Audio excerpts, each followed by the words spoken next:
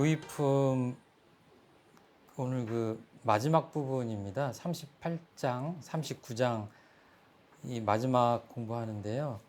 대종사님께서 이게 교리에 대한 전반적인 소개 말씀을 교의품에서 하셨는데 이 맨 뒤쪽으로 가면 이제 종교와 정치에 대한 이야기로 말씀을 하십니다. 이제 어떤 말씀하셨는지 한번 읽어보도록 하겠습니다. 38. 대종사 말씀하시기를 종교와 정치가 세상을 운전하는 것은 수레의 두 바퀴가 같나니 만일 두 바퀴가 폐물이 되었다든지 또는 한 바퀴라도 무슨 고장이 있다든지 또는 그 운전사의 운전이 서투르다면 그 수레는 잘 운행되지 못할 것이니라. 그런즉 어찌하여야 그 수레를 잘 운전하여 수레의 본분을 잃지 아니하게 할 것인가. 이는 곧 두 가지 방법이 있나니 하나는 수레를 자주 수선하여 폐물이 되거나 고장이 생기지 않게 하는 것이요, 하나는 그 수레를 운전하는 사람이 지리를 잘 알아서 그에 맞추어 안전하게 운전하는 것이라. 종교와 정치도 또한 이와 같아서 세상을 잘 운전하기로 하면 시대를 따라서 부패하거나 폐단이 생기지 않게 할 것이요, 그 지도자가 인심의 정도를 맞추어서 적당하게 법을 쓰고 정사를 하여야 할 것이니라. 그 수레라고 하는 것이 진짜 요즘 젊은 사람들한테는 수레를 얘기하기가 그런 것 같아요. 지금 나이를 먹은 분들은 너무 잘 아는 물건인데 이렇게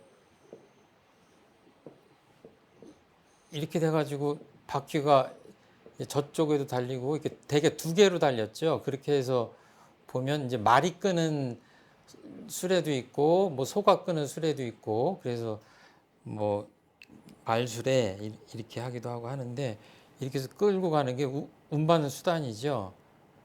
이 지금 수레, 아주 흔한 그 운반 수단인 이 수레를 비유를 어떻게 하셨냐면, 이 바퀴 하나는 종교와 같고 이쪽 바퀴는 정치와 같다. 그러니까 이 둘 중에 하나만 고장이 나도 이 수레는 자기 본연의 그 기능을 할 수가 없고, 또 여기 이제 사람이 이 고삐를 매 가지고 또 운전을 할 거 아니에요. 끌고 가는데 이 사람이 또 지리를 잘 모르면 이 수레를 잘 운전하지 못하는 것과 같다. 그래서 지금 정치와 종교로 나누고 수레 자체에 고장이 나거나 또는 이 수레를 끌고 가는 사람이 잘못됐을 때 이 수레는 있으나마나 한 거다. 이제 이런 말씀을 지금 하십니다. 그런데 이제 저번에도 그렇고 왜 종교가인데 대종사님이 왜 정치 이야기를 자꾸 함께 하시냐, 이 생각을 좀 하실 필요가 있는데, 대종사님께서는 그렇게 개인의 수행이나 신앙도 말씀하셨지만 결국 이제 모든 사람들이 잘 사는 세상을 꿈꾸셨잖아요. 그래서 그거를 이제 광대무량한 이제 낙원이다 이렇게 표현하기도 하고, 또는 참 문명 세계다 이렇게 말씀하신 거예요. 그러니까 이 낙원이나 참 문명 세계 건설 같은 것은 정치가 잘하지 않으면 불가능합니다.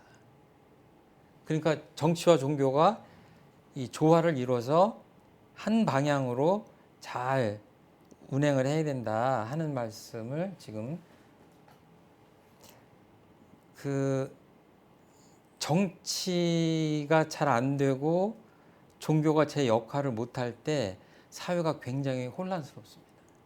이거는 지금 현대 사회를 봐도 그렇고 이제 옛날 우리나라를 봐도 그런데, 뭐 예를 들 것이 굉장히 많지만 그냥 흔하게 보면 조선조만 보더라도 잘 초기에는 이제 나라가 잘 운영이 되다가 중간쯤 가면 이제 성리학이죠. 유교 중심의 사회였는데 이제 좀 삐걱거리기 시작합니다.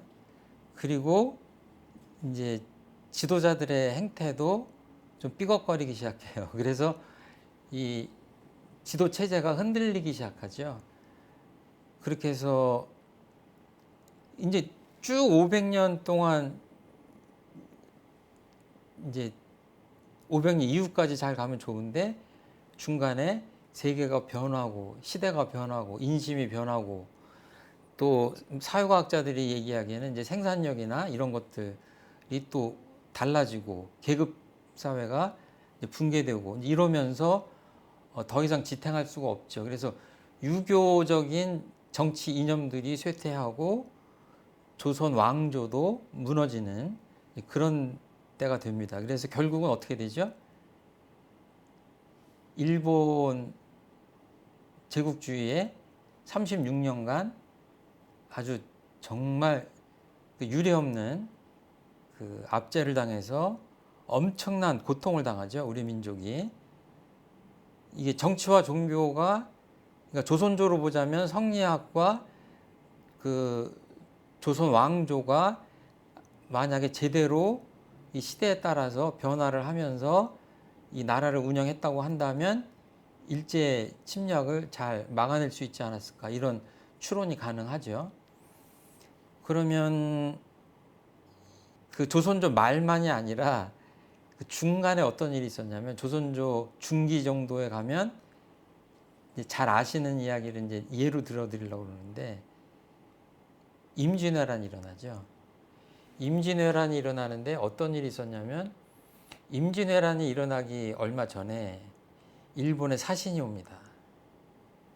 일본에 사신이 오는데 그때 일본은 그 군웅할거하던 그 지방 세력들이 도요토미 히데요시가 나타나가지고 거의 통일이 됐던 때잖아요.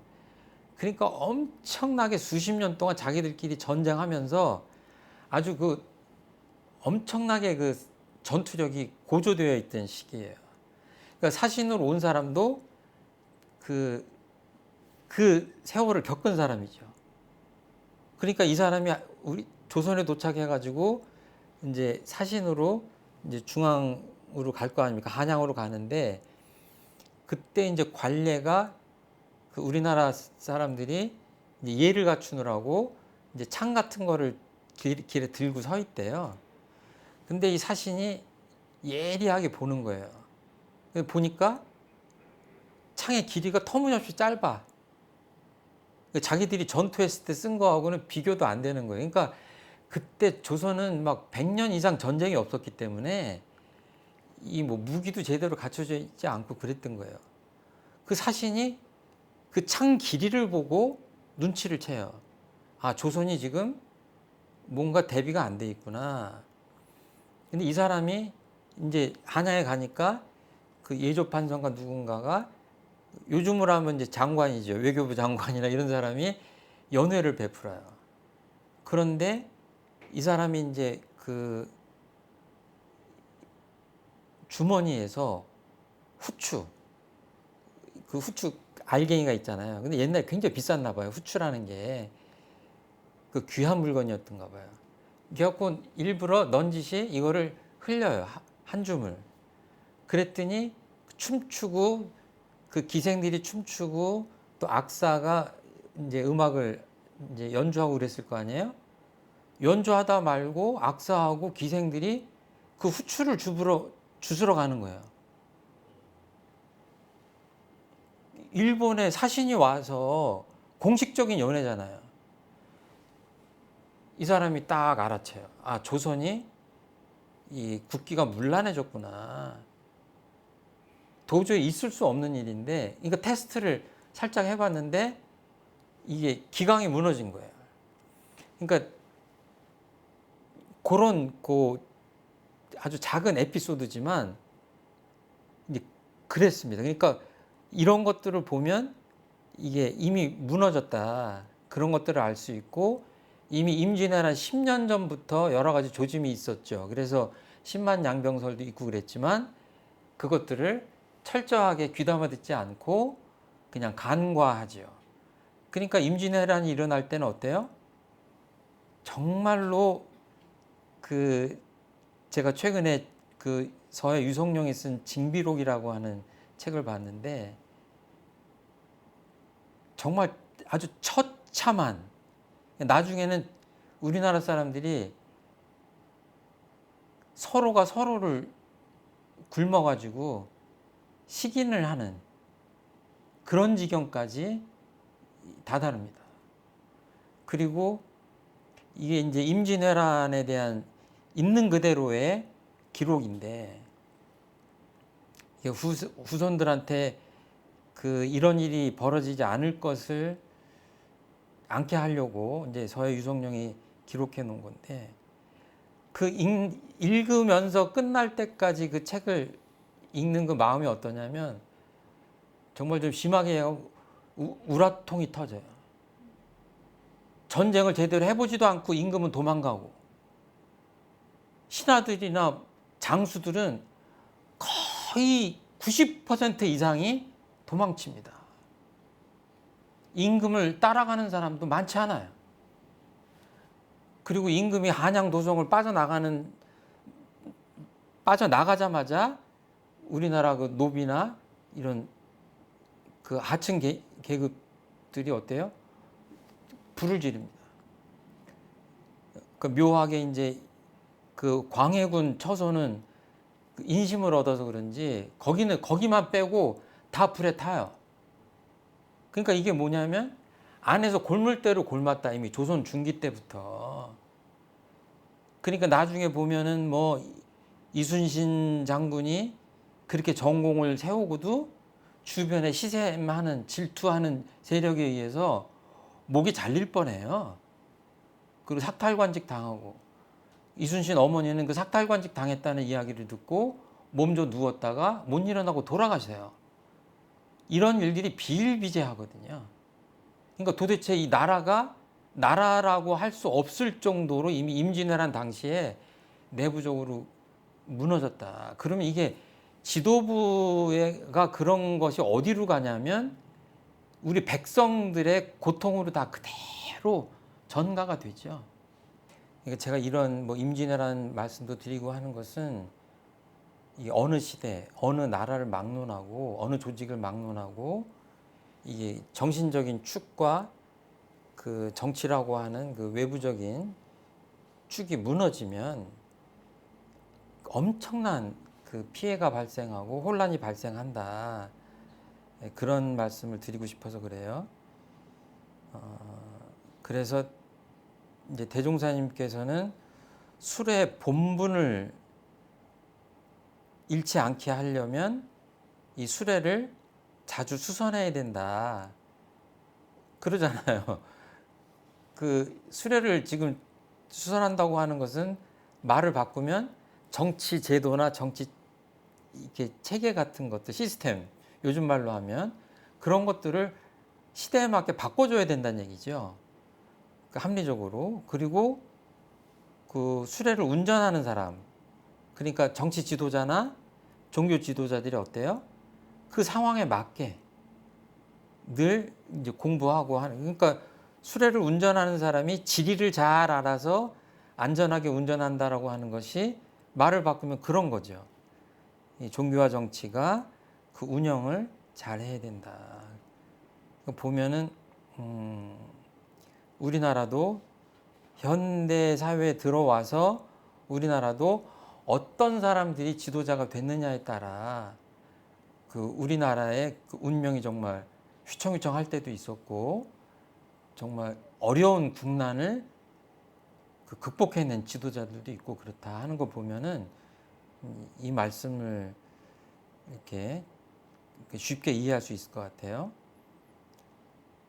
그래서 여기 보면은 종교와 정치도 또한 이와 같아서 세상을 잘 운전하기로 하면 시대를 따라서 부패하거나 폐단이 생기지 않게 할 것이요. 이런 말씀 하셨거든요. 그러니까 여기 이제 수레를 타고 다녔죠. 그 다음에 지금 자동차 타고 다니지 않습니까, 우리가? 근데 지금 자동차도 어디로 가죠? 전기 자동차로 가죠. 그리고 자동차도 그냥 자동차가 아니라 지금 거의 지금 기술이 완성됐는데 운전을 할 필요가 거의 없는 단계로 가는 거예요. 무인. 그러니까 핸들이 필요 없는 세상으로 가고 있습니다. 이게 시대를 따라서 이렇게 변화하고 있잖아요. 운전을 하는 사람도 마찬가지죠. 수레를 운전하는 기술로는 자동차를 운전할 수 없습니다. 그러니까 이게 뭐냐면 시대가 대종사님은 시대와 인심 이야기를 참 많이 하세요. 원불교를 왜 만드셨겠어요? 시대가 바뀐 거예요. 물질이 개벽됐기 때문에 종교도 변하지 않으면 뭐예요? 옛날 수레를 타고 지금 광화문을 가는 거나 똑같은 거야. 지금 수레를 타고 광화문 가면 어때요? 본인이 늦게 가는 건 고사하고 교통체증, 민폐를 일으키는 주인공이죠. 지금 이 시대에 수레를 타고 간다는 것은 앞뒤가 안 맞는 거죠. 그러니까 대종사님께서 왜 원불교를 만들고 불교를 혁신하고 그러면서 정치도 시대에 따라 변화해야 된다고 하시는 말씀이 어때요? 일맥상통하는 거예요. 왜? 세상을 좋게 변화시키려면 앞뒤가 다 그렇게 바뀌어야 된다.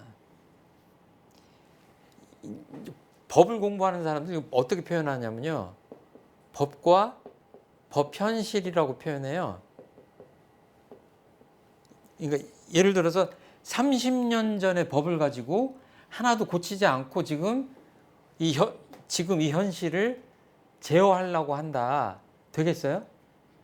안 돼요. 국회의원들 지금 하는 일들이 뭐예요? 이거거든요. 계속 법을 시대에 맞게 우리 생활에 맞게 바꿔주는 거예요. 그러니까 우리들이 잘못하면 매스컴에 나오는 그 국회의원들 조금 안 좋은 소식만 들어가지고 저분들은 이렇게 별일 안 하는 것 같다 이렇게 생각하시면 큰일 나요. 그분들이 법을 바꾸는 주인공이기 때문에 그분들이 일을 잘해야 행정부도 잘 돌아가고 우리 삶이 달라질 수 있다. 그러니까 현실이 빨리 변해요. 법이 빨리 변해요. 대개는 예외도 있긴 하지만 대개는 현실이 먼저 바뀐 다음에 법이 따라가요. 그런데 뭐랄까요? 어떤 성자분들이 나와서 시대를 따라서 성자분들이 출현한다고 그러잖아요. 그래서 미래 시대를 앞서서 내다보고 새로운 교법을 만들 때는 어때요? 현실적으로 잘 못 따라가요. 왜냐하면 좀 앞서서 내놓기 때문에. 그러니까 보면 뭐예요? 서가모니 부처님 나오셨을 때 그렇게 많은 사람들이 그 불법을 알지 못했어요. 알아듣지 못했어요.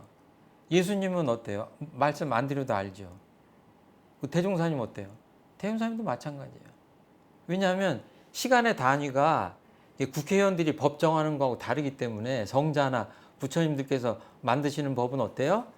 1000년, 10,000년을 내다보고 하기 때문에 그 법이 나왔을 때 대중들은 법을 잘 못 알아들을 수도 있다. 그렇지만 그거를 따라가는 게 맞다. 이제 이렇게 볼 수 있을 것 같아요. 우리가 그 역사책을 보면 역사책에 나오는 그 주제가 뭔가요? 여러 가지 재밌는 얘기도 있고 옛날 얘기들이 다 적혀 있지만 이 법문하고 요약을 하자면 두 가지예요. 이렇게 정치나 종교나 이런 정신적인 그 것들이 어떻게 변해갔는가 하는 얘기죠. 예. 그 제도가 변한 얘기 또는 그 뭐랄까 그 컨텐츠가 변한 얘기 또 그것들을 사람들이 어떻게 운전해 갔는지 그러니까 정치 지도자들이 어떻게 그 정치를 했는지 또는 우리들의 그 정신 세계를 책임지는 성자들이 어떻게 살아갔는지 그 얘기거든요. 그러니까 역사책을 보면서 이렇게 이 두 가지 축으로 보면 괜찮을 것 같아요. 바깥 세상, 이 정신적인 마음의 세계 이 두 가지로 지금 최근에 들어서 이제 요즘에 지금 중동 사태 굉장히 심각하죠. 그러니까 보면은 이스라엘은 제가 여러 번 말씀드린 이스라엘은 유대교입니다.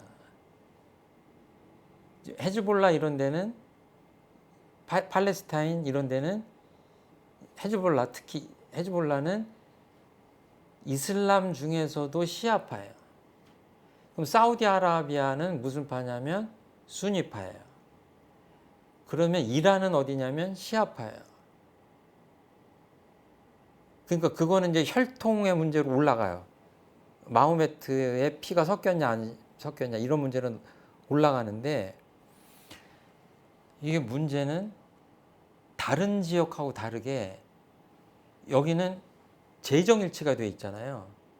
그러니까 종교하고 정치하고 그 대산종사님은 이러니까 정치하고 종교하고 한 마음으로 이렇게 협력을 잘해야 된다 그래서 정교 동심 이렇게 표현하셨잖아요. 정치와 종교가 같은 마음으로 한 마음으로 가야 된다. 그래야 그 사람들이 편안하다 이렇게 말씀을 하셨는데 지금 이쪽 중동에는 정치와 종교가 동심이 아니라 어떻게 보면 본인들은 동심이라고 할지 모르지만 제3자 입장에서 보면 너무 뚜렷해가지고 종교끼리 이게 좀 혐오하는 감정이 있고 정치까지 연결돼가지고 정치와 종교가 큰 그 경계가 돼가지고 이게 전쟁이 그치질 않는 것 같아요. 그러니까 대종사님 관점으로 이 법문으로 보자면 지금 중동 사태 같은 경우에는 굉장히 극복하기가 어려운 거죠. 정치도 잘해야 되고 종교적인 장벽도 넘어야 되는 문제가 있는 거예요. 이 두 가지가 그냥 얽히고 설켜가지고 이게 참 어렵다. 그래서 이 정치 지도자나 종교 지도자들이 정말 그 수레를 운전할 때 잘 해야 되듯이 정말 어디 자신들의 신념은 지키되 그것이 어떤 편향된 그릇된 신념을 상대방한테 강요하는 쪽으로 가면 전쟁이 정말 끊일 날이 없겠다. 그런 생각이 듭니다. 이게 정치와 종교를 그 수레바퀴로 비유를 해주셨는데 혹시 요즘 뭐 드는 느낌이나 뭐 또 질문이나 있으시면 한 말씀 해주시면 좋겠습니다. 근데 종교하고 정치하고는 근본적으로 좀 이거는 한 종류, 딴 세상이 아니라 예. 두 바퀴가 같이 다 조화롭게 이렇게 굴러간다는 건 굉장히 이상적인 그런 이상세계 이상적.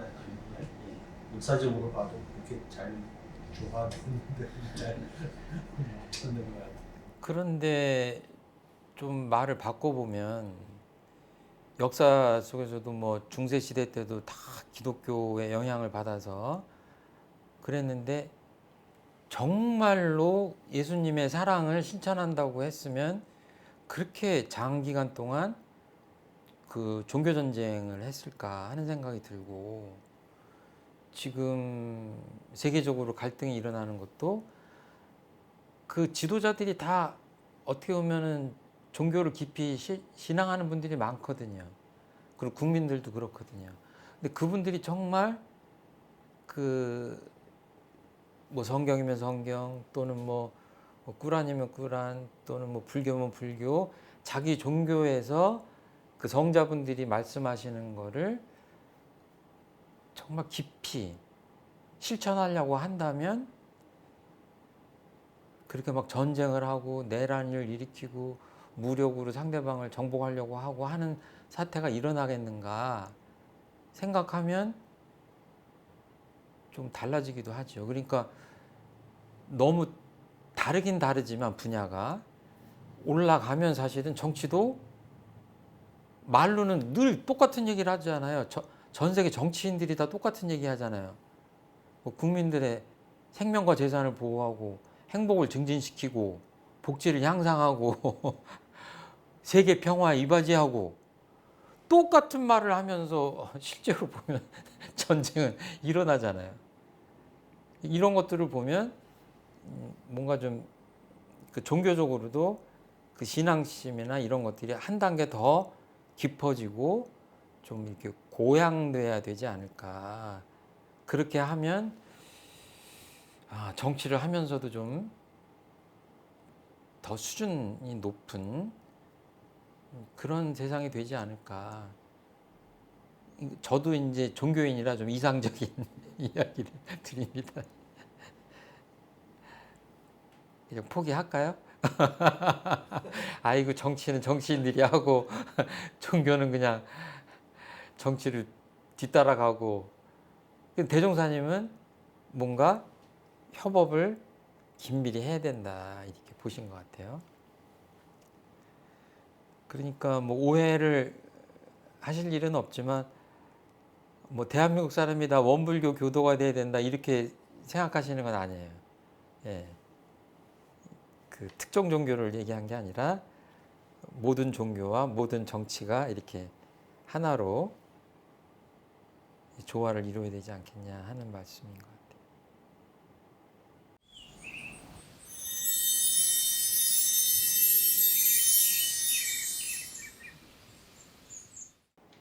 39장 넘어가 볼까요? 제가 한번 읽겠습니다. 대종사 물으시기를 우리가 기위 한 교문을 열었으니 어찌하여야 과거의 모든 폐단을 개선하고 새로운 종교로서 세상을 잘 교화하겠는가. 박대환이 사려기를 모든 일이 다 가까운 데로부터 되는 것이오니 세상을 개선하기로 하오면 먼저 우리 각자의 마음을 개선하여야 하겠나이다. 송만경이 사려기를 우리의 교리와 제도가 이미 시대를 응하여 제정되었사오니 그 교리와 제도대로 실행만 하오면 자연 세상이 개선되겠나이다. 조송광이 사려기를 저는 아직 대종사의 깊으신 뜻을 다 알지 못하오나 대종사의 법은 지극히 원만하고 지극히 평등하사 세계의 대운을 따라 무의이화로 모든 인류가 개선될 줄 믿나이다. 대종사 말씀하시기를 그대들의 말이 다 옳도다. 사람이 만일 세상을 개선하기로 하면 먼저 자기의 마음을 개선해야 할 것이요 마음을 개선하기로 하면 먼저 그 개선하는 법이 있어야 하는데 우리는 이미 법이 있고 또는 그대들이 이 공부하는 이치를 알았으니 더욱 정성을 다하여 오늘의 이 문답이 반드시 실천으로 나타나게 하라. 각 종교가 개선되면 사람들의 마음이 개선될 것이요 사람들의 마음이 개선되면 나라와 세계의 정치도 또한 개선되리니 종교와 정치가 비록 분야는 다르나 그 이면에는 서로 떠나지 못할 연관이 있어서 한 가지 세상의 선불선을 좌우하게 되나니라. 이제 39장도 이제 종교와 정치가 이제 세상을 위해서 어떻게 해야 되겠는가 하는 그 이야기의 연장입니다. 여기에서 자주 등장하는 단어는 개선한다는 거죠. 고쳐서 더 좋게 만든다는 얘기예요. 개선한다 하는 건데 이 대종사님께서 제자들한테 물으시는 거예요. 대종경은 전체가 묻고 대답하는 내용입니다. 어떤 질문이냐면 우리가 이왕 지금 종교의 문을 열었다. 그런데 어떻게 하면 과거의 모든 폐단을 개선하고 새로운 종교로서 세상을 잘 교화하겠는가. 그러니까 세상을 교화한다라고 하는 것이 이제 목표고, 그때는 이제 불법 연구회지만 원불교가 어떻게 해야 세상을 살기 좋은 세상으로 만들겠냐. 이거는 그 좁게 얘기하면 교화를 원불교를 믿게 사람들한테 이렇게 전파하고 하는 걸 교화라고 생각할지 모르지만, 폭넓게 생각하면 세상 사람들이 다 이렇게 성숙하고 살기 좋은 세상을 만들고 이렇게 그렇게 나아진 세상을 만드는 거라고 이렇게 폭넓게 봐야 되겠죠. 이제 이랬더니 이제 제자들이 나름대로 대답을 하는 거예요. 그래서 뭐 이렇게 해야 되겠습니다, 저렇게 해야 되겠습니다, 이렇게 이제 대답을 하십니다.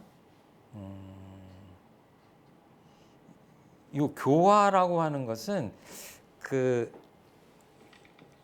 요게 이제 교화 이렇게 쓰거든요. 근데 요건 가르친다는 거죠. 가르쳐서 감화를 시킨다는 얘기예요. 이제 다른 말로 하면 좋은 쪽으로 변화시킨다는 얘기죠. 그러니까 이게 무슨 구치소 같은 데도 이제 교정이라고 많이 하긴 하지만 교정교화 이렇게 표현하기도 해요. 그러니까 교화라고 하는 것은 뭔가 좋은 쪽으로 사람을 변화시켜서, 사람을 변화시키려면 마음부터 잘 변화시켜서 하는 건데, 행동도 변화시키고 삶을 변화시키는 건데, 교화라고 하는 것은 뭐냐면 정치하고 다르게 수단이 뭐예요? 법률로 강제하고 그러는 게 아니라 이렇게 잘 가르치는 거예요. 그러니까 이것은 시간도 많이 걸리고 한순간에 이렇게 되는 게 아니에요. 사람이 듣고 깨우쳐야 되니까. 근데 법률은, 정치나 법률은 어때요? 법을 바꿔서 그냥 오늘부터 이거 안 하면 벌금 몇 백만 원, 구류 며칠, 뭐 징역 몇 년, 그냥 행동을 바로 규율해 버리는 거잖아요. 근데 교화는 끊임없이 말로 타이르고 가르치고 깨닫게 하고, 그러니까 그 사람이 마음을 열지 않으면 교화는 안 되는 거예요. 예. 그러니까 이제 뭐 각자의 마음을 개선한다, 뭐 교리와 제도대로 실행만 하면 될 것 같다, 또 어떤 제자는 무위화로 자연 될 것 같다, 이렇게 쭉 대답을 하는데, 대종사님께서 이제 이 제자들의 이야기를 종합해서 다 긍정적으로 그런 것 같다라고 얘기를 하시면서 이제 종합해서 의견을 말씀을 하십니다. 대종사님께서는 아무튼 이렇게 제자들하고 문답하면서 요즘 말로 집단 지성을 일깨우는 그런 법의문답을 많이 하신 것 같아요. 그대들의 말이 다 옳다 이렇게 하면서 맨 처음에 대종사님께서 뭐라고 하시냐면 세상을 개선하기로 하면 이제 이게 아주 궁극적인 목적입니다. 사람의 마음을 바꿔야 되는데, 마음을 바꾸려면 그 마음을 개선하는 법이 있어야 될 거 아니냐. 그거를 우리 표현으로 하면 교법이죠. 교화를 하려면 뭐가 있어야 돼요? 교법이 있어야 된다고 말씀하시는 거예요. 우리는 사은사유 3억8조가 있다 이렇게 얘기하시는 거예요. 그리고 그 공부하는 이치를 알았으니까 훈련법도 있고 다 있잖아요. 그 다음에 정성을 다해서 실천으로 나타나게 하면 된다라고 종합해서 얘기를 하시는 거예요. 근데 아까 말씀드린 대로 그 좋은 세상을 만드는, 세상을 개선하는 그 과정은 대단히 점진적이고 방법도 온건할 수밖에 없는 거예요. 왜? 종교가기 때문에. 예. 그래서 보면 이제 어떻게 시작이 되냐면 이 맨 끝에는 세상을 좋은 세상으로 개선하는 게 있잖아요. 출발은 어디서부터 해요? 종교를 개선해요. 왜? 종교를 개선해야 마음을 개선할 수 있기 때문에. 그럼 마음을 개선하면 그 다음에 정치가 개선돼요. 그러니까 이런 순서로 되는 거예요. 종교를 개선하고 종교를 바꾸고 사람들의 마음을 교화하고 이렇게 되면 정치도 개선되고 그렇게 되면 세상이 개선된다라고 하는 것이 대종사님이 광대무량한 낙원을 만드는 이 과정이에요. 이렇게 순서를 잡으신 거예요. 그럼 이렇게 해야 된다라고 말씀만 하신 거예요? 그렇지 않잖아요. 대종사님 대각하시고 하신 게 뭐예요? 불법을 주체 삼아서 아주 결함없는 완전 무결한 회상을 이 세상에 건설하겠다라고 하는 게 뭐예요? 세상을 개선하겠다고 하는 거랑 맞통하는 얘기거든요. 그러니까 불교를 개선해서 종교를 개선하신 거예요. 당신은 나름대로. 그러니까 그걸 가지고 예전보다 더 효과적으로 사람들 마음을 변화시켜야 되겠다고 하신 거예요. 여기서 끝나면 안 되니까 뭐예요? 정치도 개선돼야 되겠다고 생각한 거예요. 만약에 좀 쉽게 얘기를 하자면 대한민국이 더 좋은 그 나라로 발전하고 싶다 그러면 국회의원들을 잘 뽑아야죠. 근데 어떨 때 보면 뽑고 나서 후회하는 경우 많죠. 예, 그리고 대통령도 투표해놓고 나중에 괜히 뽑았네 이럴 때도 있죠. 잘 뽑았다고 할 때도 있지만 그러면 마음 공부를 잘 해가지고 나중에 후회하지 않게 그 사람 보고 주의 깊게 봐서 깊이 뚫어지게 볼 수 있는 능력이 있고 그렇다면 뭐예요?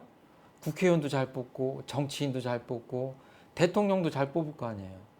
그리고 여론조사할 때 보면 답도 다 또 그 뜻있게 그냥 하지 않고 우리 민의를 반영할 수 있게 하고 여러 가지 뭐 정치 참여하는 게 있잖아요. 결국 민주국가잖아요, 우리가. 그러면 결국은 민의를 반영하는 거거든요. 국회의원들 마음대로 안 하잖아요. 지역구에 가면 다 그 여론조사 해가지고 하잖아요. 그럼 결국은 정치를 그분들 개인적으로 마음대로 하는 게 아니라 이 민심을 반영해서 하는 거거든요. 그러니까 이게 종교인들이 그냥 내 마음 하나 바꾼다고 하는 게 여기서 끝나는 게 아닌 거죠. 그러니까 이게 다 하나로 연결되어 있는 거죠. 그러니까 우리가 할 일은 주로 이제 앞에 부분이죠. 앞에 부분. 이제 정치가들이 해야 되지만 우리가 할 일들은 그러니까 정말로 신앙심이 깊은 분들이 그 자기 삶도 그렇게 제대로 신앙과 수행을 하면서 하는 분들이 정치하면 그 사람들이 뭐 그렇게 뭐 권리를 남용하거나 또는 막 불법적인 청탁을 받거나 부패하거나 그러지 않을 거잖아요. 그러니까 굉장히 밀접한 관계가 있다. 대종사님께서 세상을 바꾸는 순서는 이런 것이고 이거를 대종사님은 그대로 법문만 하신 게 아니라 그대로 실천하신 겁니다. 그러니까 그 원불교인들이 세상을 보면서 세상을 정말 좀 이렇게 길게 보고 세상을 좀 개선하고 싶다고 한다면 이 법문을 굉장히 유심히 봐야 돼요. 종교인으로서 무엇을 할 것인가 할 때 이렇게 종교 개선, 마음 개선, 정치 개선 이렇게 해서 세상을 개선하는 그래야 이게 대종사님 꿈꾸시는 광대무량한 낙원이 된다 이렇게 볼 수 있을 것 같습니다. 그러니까 우리가 마음 공부하는데 어떨 때 보면 마음 공부라는 게 참 무력하고 세상을 변화시키는데 너무 미약한 거 아닌가? 그런 생각을 할 때가 있잖아요. 그렇죠? 근데 이런 법문들을 배우면 어때요? 세상 변화의 출발은 결국은 뭐니 뭐니 해도 한 사람 한 사람의 마음에서 출발하는 거다. 오히려 급한 마음에 그 과정을 건너뛰기 때문에 이게 진정한 변화가 안 일어나는 게 아닌가 이런 생각이 들어요. 그러니까 세상이 혼란스럽다, 아직도 세상이 파란고해다 그러면은 어떻게 생각하셔야 되겠어요? 이걸 다시 봐야 되는 거죠. 이 과정을 다시 보고, 아, 세상이 혼란스럽다는 것은 정치가 제 역할을 못하는 거고, 종교를 믿는 사람들이 마음 공부를 제대로 못한다는 거고, 어떻게 보면 종교가 할 일을 못한다는 것이다. 이렇게 그냥 한 덩어리로 생각하실 필요가 있는 거죠. 그러니까 두 분이 만약에 공부를 잘 하시다가 높은 정치인이 되셨다 그러면 정치를 어떻게 하실 거예요? 마음 공부를 잘하는 정치 쪽으로는 안 갈 것 같아요. 안 갈 것 같아요. 아니 그것도 대중사님 법은 아니에요. 각자 그 산업공상 그 다 열심히 일을 하시는 거니까 이제 그냥 제가 우스갯소리처럼 말씀드린 거지만 정말로 우리 교도님들 안에 국회의원도 계시고 정치인도 있잖아요. 그러면 정말 이런 생각을 하고 정치를 할 필요가 있다. 그리고 비록 다른 종교의 신자라고 하더라도 마찬가지다. 원불교라고 표현 안 했잖아요. 종교를 개선한다고 했고 마음 공부라는 게 마음 개선이라고 하는 게 원불교에서만 하는 겁니까? 아니잖아요. 아, 기독교에서 회개하라고 하는 게 뭐예요? 마음 공부잖아요. 사랑하라고 하는 게 뭐예요? 원수를 사랑하라고 하는데 마음이 넓어지고 마음의 한 소식을 깨치지 못하면 어떻게 원수를 사랑합니까? 표현들이 다를 뿐이지. 그러니까 이게 눈으로 나타난 정치만이 아니라 그 밑바탕에 있는 이제 종교적인 가르침, 신앙 수행 이런 것들을 좀 깊이 우리들이 공부해야 될 것 같아요. 제가 이제 그 참고서에 내 마음의 개선은 어떻게 하고 있나요? 원불교는 어떻게 개선된 종교인가요? 사람들의 마음을 개선하려면 어떻게 해야 할까요? 이제 뒤에 이제 쭉 질문들을 했는데 이 앞에 두 가지는 이제 대답을 좀 해보셔야 될 것 같아요. 내 마음의 개선은 어떻게 하고 있나요? 그러니까 이제 이거를 저도 지금 이렇게 말씀을 드리고 있지만 사람들 보고 마음을 개선해야 됩니다. 라고 하면 잘못하면 나 빼고 여러분들 마음을 좀 바꿔야 세상이 좀 좋아지겠다는 얘기로 되거든요. 잘못하면. 그게 아니라 원불교인들은 첫 번째가 뭐예요? 내 마음 개선하는 게 첫 번째죠. 나부터. 예. 그리고 원불교도 어떻게 개선된 종교인가 서품에서 다 말씀드리긴 했지만 이거를 이렇게 또렷하게 인식하고 누가 물어보면 대답할 수 있을 정도로 하셔야 돼요. 그러니까 오늘 배운 거를 종합하면 이 종교도 고정불변한 게 아니라 시대가 변함에 따라 그 수레가 자동차 되듯이 변해야 되고 또 지리가 변하면 운전이 또 바뀌듯이 운전수가 교육도 다시 받아야 되고 하듯이 종교도 변해야 된다. 그래서 원불교는 이러저러하게 과거의 종교들과는 사뭇 다른 그런 교법을 갖고 있다라고 하는 것들을 설명할 수 있어야 돼요. 그렇지 않으면 좀 비유가 그렇지만 지금 광화문에 지금 자동차들이 쌩쌩 다니는데 왜 그 정든 수레를 버리셨냐고 묻는 거랑 비슷합니다. 수레에 대해서 정은 들었지만 시대가 변해서 수레를 박물관에 모셔놓을 필요는 놓을 수밖에 없다. 이렇게 합리적으로 얘기할 수 있어야 되는 거죠. 예. 이렇게 해서 교육품 39장까지를 다 마쳤습니다. 혹시 느끼신 거나 질문하실 거 있으면. 39장은 좀 뭐라고 그러나 이제 창단하실 때 예. 아니 그때 이제 창교하실 때. 개교할 때 당시에 계시던 이제 선진님들의 마음 가지고 굉장히 많이 이제 이야기를 하신 것 같고 또 이제 종교적인 그런 철학 이런 걸 이야기하신 것 같은데 이제 저희들이야 마음 공부하는 게 지금 우선 급하기 때문에 예. 이제 그걸 해서 이제 정치가 잘 돼야 되고 어떻게 종교가 개선돼야 되고 뭐 이제 그런 생각을 아직은 할 단계는 아닌 것 같고 한참 더 있어야지 이제 그런 게 될 것 같아서 예. 이건 아마 옛날에는 좀 부담스럽죠. 예, 이런 마음을 가지셨구나 하는 것만 이제 예. 받아들이는 거야. 예.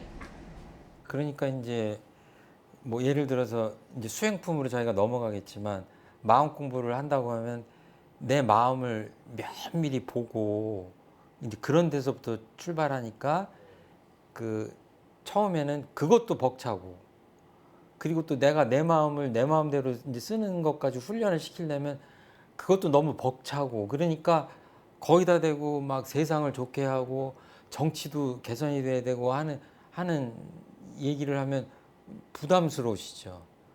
근데 이제 그 대종사님 뜻은 그렇다라고 큰 뜻은 아시고 근데 단계적으로 보면 그렇게 부담은 안 가져도 되는 게 그렇게 내 단계에 맞게 따복따복 그냥 차근차근 순서에 맞게 조촐하게 내 마음 공부를 하는 데서부터 그거 자체가 사실은 이 세상을 바꾸는 일이다 이렇게 보셔도 될 것 같아요. 부담을 특별히 무슨 정치 행위를 하시지 않아도 그냥 내 마음 하나를 잘 간수하는 것 자체가 그러니까 다 가정이나 직장에서 역할들을 하시잖아요. 거기서 내가 마음 공부 잘해서 내 주변을 편안하게 하고 지혜롭게 그 지혜로운 조직이 되게 하고 이런 것들이 다 다 맞물려 있는 거죠. 그러니까 그렇게 너무 부담 갖지 않으시고 그냥 마음 공부만 잘 하신다 이렇게 생각하셔도 좋을 것 같아요. 뭐 예를 들어서 내가 아주 높은 정치 지도자다. 그런데 이렇게 질문하면 좀 그렇지만 좀 가끔가다 물어보고 싶어요. 이제 교무로서 예를 들어서 뭐 당신은 어떤 결정을 할 때 그 당신 내면에서 어떤 분노나 또는 알지 못하는 고정관념이나 또는 어떤 뭐 분노도 감정이긴 하지만 감정, 욕심 뭐 이런 것들에 물들지 않고 정치적 논의를 하고 결정을 하십니까? 라고 묻고 싶어요. 정말 그분들은 다 그런 공부가 됐을까요? 그러니까 그 이 아주 소박한 그러니까 내 감정 하나를 놓치지 않고 지켜보고 그것들에 물들지 않은 그 마음을 새로 내서 마음을 쓰고 행동을 하고 의사결정을 하고 하는 것들이 굉장히 기초적인 것 같지만 그거는 지위 고하를 막론하고 누구든지 해야 되는 건데 이 지도자들로 가면 더 필요한 것이 뭐냐면 그러니까 지도인의 요법이 있잖아요. 그러니까 대종사님 보기에는 지도인일수록 마음 공부를 더 잘해야 된다고 생각하신 거예요. 그러니까 정치 지도자가 자기 감정을 컨트롤하지 못하고 만약에 무슨 결정들을 한다. 재앙이죠. 그러니까 너나 할 것 없이 이제 마음 공부를 차근차근 깊이 있게 해야 이게 좋은 세상이 될 수 있다. 뭐 그거는 뭐 우리가 원불교인이라면 후퇴할 수 없는 그야말로 최후의 마지노선이다. 저는 그렇게 생각을 합니다. 너무 부담 갖지 마시고. 자, 드디어 교육품을 마치고 다음에 수행품 넘어가도록 하겠습니다. 오늘 공부 여기까지 마치도록 하겠습니다. 감사합니다.